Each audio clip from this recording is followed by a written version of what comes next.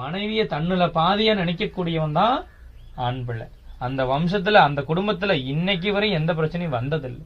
ஆனா அவ எங்கேயோ போறா, நான் எங்கேயோ போறான்னு என்னுடைய திமிருக்கு இன்னைக்கு வீட்டுக்குள்ள இருக்கிற கேமரால கூட மாட்ட முடியாது, மேல இருக்கிற பெரிய சிசிடி கேமரால எல்லாரும் மாட்டுவோம். என்னென்ன பண்றோம் எது பண்றோன்னு மேல பதிவாயிட்டு தான் இருக்கு.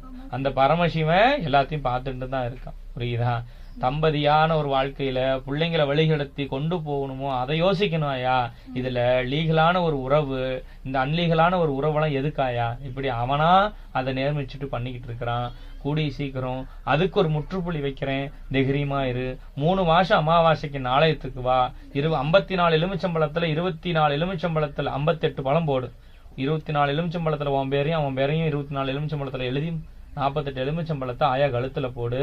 என்ன ஏதுன்னு பார்த்து ஒரு ஒழுங்கு பண்ணி தருவா.